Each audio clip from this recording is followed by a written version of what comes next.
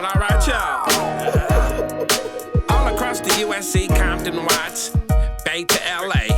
Pomona, California, from valley to valley, we represent that killer Cali. So if you keeping it real on your side of your town, you tune in to Gangsta Chronicles. Gangsta Chronicles, we gon' tell you how it goes. If I lie, my nose will grow like Pinocchio. We gon' tell you the truth and nothing but the truth. Gangsta Chronicles, this is not your average show. You're now tuned into the real MC8, Big James, and Big Steel. This is strictly from the streets. Hello. We represent the J's. You know the thing is, man, and that lead up to my point, right? Y'all get guns easy as hell down there. Everybody and their mama got a pistol on that motherfucker, man. How is that, like, has that had an impact on the gun violence down in the city? Man, white folk got pistols. Matter of fact, they done damn near bought all of them. You know what I mean? So they really down with that second, is that the Second Amendment? Mm-hmm. Is that the second? Is you able to bear arms? And these white folk down here take that shit like a commandment. You know what I mean? It's almost like they looking at you like, damn, why you ain't strapped? I mean, cause I see old white folk down here going up in Kroger in the grocery store, getting out the car strapped with their shit on them. You know what I mean? So the thing really is, it's really black on black though, really. You know what I'm talking about? At the end of the day, we got really more of that than they got them white on black. You know what I'm talking about? They just, once they got them put it on the news that a police done shot a black person, then that's when niggas get really emotional. But if you look at the statistics, they shoot more white folk than that. You know what I mean? We just got more run-ins with the police. You know what I mean? We got more run-ins with the police because Atlanta is a special kind of city at the same time. This is the only city that you're going to have Crips, Bloods, GDs, Vice Lords, and Mexican gangs. You're not going to have that in LA. You're not going to have Crips having beef with GDs. That's going to be, it's like that in Atlanta. Because it's enough Chicago people here that's bringing their culture here, and it's enough LA people here and then you got the people from Atlanta that has gravitated to one side of that culture, either to the Chicago drill culture or to the LA gang culture. But it's all a mesh in Atlanta. So that's why right now you're having a lot of shootings, because you're having a lot of people that's really banging on each other, that's not even supposed to be banging on each other. But in this city, they're just they side by side. That's it. The thing about it is, you got shit like World Star, right? And you got niggas brandishing pistols all on World Star, right? You know what I'm saying? White folks see that shit too. So they scared too. They scared the motherfucker too. So that's why damn near all the goddamn AR-15 pistols, damn near, you can't damn near find them unless you build that shit on your own. You feel what I'm saying? So it's like, this is what these niggas listening to, and they on some new type of dope too. You know what I mean? We came up off of brown weed first. You know what I'm talking about? Yeah, I know what you're talking about. You know what I mean? Then when we came out to LA, we really was like, oh man, but that shit didn't make us come back to Atlanta and shoot motherfuckers. You know what I'm talking about? It had that effect like that. So it's something else going on, man, to where the gun violence amongst our own people, you know what I'm saying, is goddamn is at an all-time high. Well, today you don't have leadership. Today you don't have that big homeboy or that one guy you can look up to that's telling you that this shit ain't cool. So you got a mix of motherfuckers out there drinking like a lean and all that other shit, which we didn't have that back in the days. And then you got motherfuckers crank, cocaine, blow, all that different type of shit that they can't even handle, but they use it. And they don't give a fuck why they own it. So that's the big problem that we have in the inner city, in the hood. You know, we doing shit that wasn't heard of back then. So you don't have that control. You know what I'm saying? And nobody want to take the initiative to grab hold of it. So it is what it is right now. And it's gonna stay that way until you find somebody to slow these young cats down. The white folks carry their guns. If a nigga see a white man with a gun, first thing he gonna say, "Oh, I ain't fucking with him." But he gonna fuck with me and see me with the same goddamn pistol. Damn.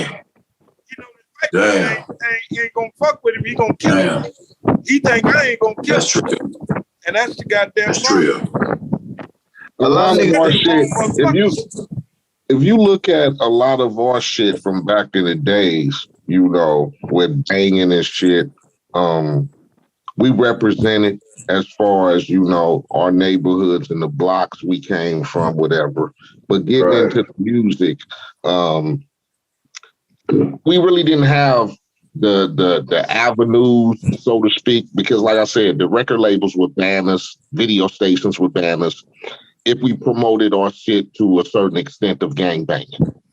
The youth of today are living their affiliations through their music. I mean, let's face it. Some of them are. The ones that, you know, we get the violence from the hip hop, whatever. They live in their affiliations through their music. You know, we got a lot of set claiming. We got a lot of, you know, fuck your hood. This is my hood. We this, we that, you know, and niggas is carrying that beef across states. You feel me? Like, we had little beefs in our music, you know what I'm saying, or whatever, but for the most part, we concentrated on our shit, on just trying to get our shit out and our subjects or whatever. We didn't really concentrate too much on that motherfucker across town or whatever. But now that you got the access that the youth got, you get me? You know what I'm saying? I could start beefing with a nigga down in Atlanta with the hit of a button. You get me?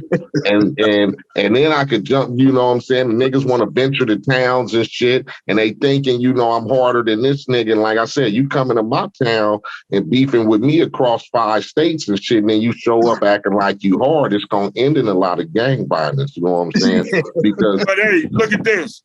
If I saw a Goodie Mob video, I seen cats having a good time, partying, rapping, doing their thing. You watch one of our videos, I might have to kill that motherfucker if I ever ran into him. Exactly. That type of shit. It was a big difference, dog. You know what I'm saying? You didn't feel like I had to carry my gun to this video shoot. It was totally different. It was. We didn't allow it, OG. We didn't allow it. We was so you know, like being in the 90s, it was hands on. Exactly. You was either respected or you wasn't. Niggas pushed you in your face and kicked you up your ass, man, if they ain't respect you. You couldn't talk no tough shit. You couldn't do none of that shit. So it's like being from that era and now being in this era, it's almost like, man, it's like day and night. Because like Ace said, you can start a beef with somebody. And most of these beefs these folk get into on the internet. So you like, what's the end all to this game? What's the end all to this game? Well, it's just like what I learned. They said, what's bigger than a superstar? A dead superstar. The game now is push these kids until somebody knock their wig off. Now we control their whole life and their whole essence. We just waiting on somebody to knock 6ix9ine head off, and whoever been putting that money on his head, they gonna live forever. So if you look at it right now, it's kind of turning into a very evil game right there in hip hop, especially when it comes to dead rappers being pimped by other rappers. You're right. I don't know if I heard some country niggas beefing. Oh goddamn! Have I heard country? Yeah, I don't get that. You know, like I said, the system today is that motherfuckers beef for popularity. You know, I never got that. You know, how we did records and music back in our days, we got popular and we got known off our pure music and what we could spit about. And if you could spit, nigga, then you was there. The game right now is I need to prove that I can talk more shit than you, and my hood is better than you, my block is better than you. And fuck your record and fuck your. We didn't do that. Nigga put out a record back in our days. If it wasn't to each his own, nigga, that's him. You know what I'm saying? How you feel about so-and-so's record? Nigga, in the interview, I would be like, hey, hey, it's all right. It is what it is. He doing, as long as the nigga ain't saying nothing about me. Nowadays, it's like, how you feel about this nigga record? Oh, that shit suck. That shit suck. Fuck that nigga. Fuck them. They ain't better than so-and-so block over here or so-and-so hood or town. Nigga, we the hardest motherfuckers around. Fuck you, nigga. And if you got beef, nigga, come on through, nigga. We out here. You get me? That's what niggas ain't civilized, man, in the rap game no more, man. Yeah. One question I wanted to ask y'all real quick, man. Atlanta has and if anybody say otherwise, they hate you. Atlanta has a strong hold on rap and hip hop right now, and it ain't going nowhere no time soon. But they got some dope lyricists. I heard some real dope kids down there. I don't see some. It's real creative down there, man. Do you guys do a lot of intermingling with the younger artists in the city? Yeah, see, Lo just did something with Lo. We definitely stay connected to the youth. You know what I mean? Whether it's just the reverence and the respect, or just acknowledging, what they contributed and the work and the quality, that they continue and representing the city. You know what I'm saying? So, it's a lot of love and acknowledgement. I will say that. I just got through doing a record with Earth Gang, and they get a lot of, there's some new young cats. They signed to J. Cole, and they dope. You know what I'm saying? They get a lot of outcast comparisons.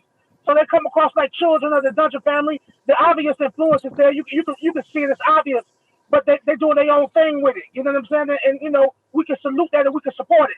So if anything, we want to get underneath them and be that support system, be in their corner. If they want to come and, sit and get some OG game, get some advice, and so on and so forth. A lot of the conversations are really intimate and personal and casual in that way, because this is like what I like to call a big little city.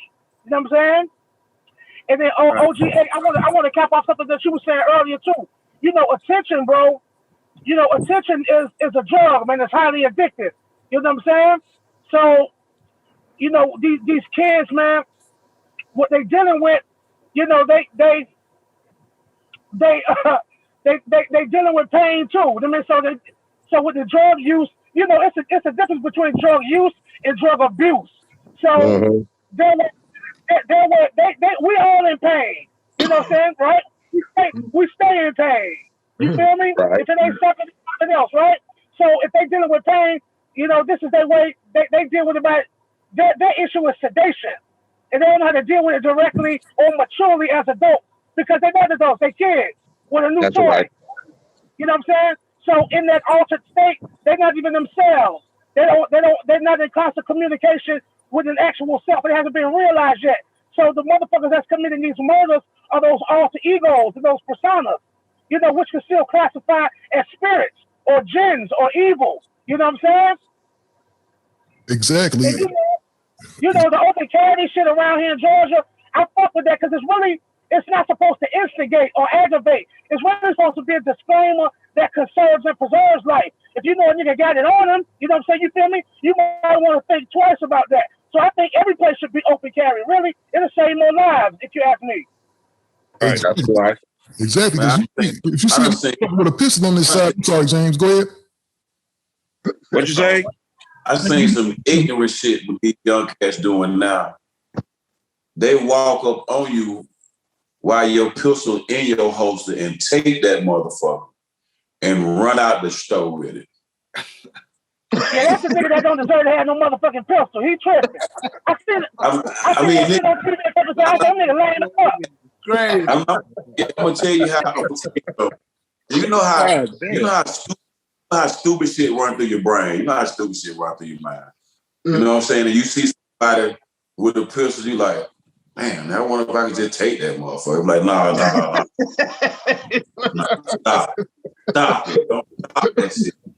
But motherfuckers are actually recording motherfuckers doing that shit, man. Taking that shit, and when they do like this, then nigga like, they're running out the show, man. Shit, though, Joe. We all don't want it to be, man, look how the game go, though, bro. Even when niggas wear jewelry and shit like that. You know what I'm saying? Like, I wear jewelry, too. And I know the emotion that it stems from. Like, really? This is how fucked up we are toward each other, man. This is how deep it goes with our self-hatred and hatred for our own brother. You know what I mean? Is the fact that we wear jewelry and rub it in another nigga's face. You try to create a goddamn excuse so you can kill another man. Exactly. Wow. I'm telling you that for a fact, because that's how I felt. It's a dare. You know what I'm saying? Like, so, like, you know, like, you just need a valid enough excuse to get busy. Because a lot of times niggas want to get the strike. I done been one of them young knucklehead niggas, so I know how it feels. The power surge. You know what I'm saying? Like, and then a lot of the time niggas want to get them be built a certain way to survive and to compare, to relate, to, you know, like, to be counted, to be in the number. You know what I'm saying? That's how niggas get put on, because they see other niggas that's real with it. So, you know, with us, man, you gotta be born in, not sworn in, how they say. You know, G is a blood type that you can't get no transfusion for. You just can't go to the doctor and become no G, man. You know what I'm saying? Right. Hey, man. Exactly. These boys need a daddy. Gangsta by nature, not by choice. God damn it. Come on, man. What you say, James? Tell him what you Gangsta say, by James. nature, not by choice. Finally get a chance to let the real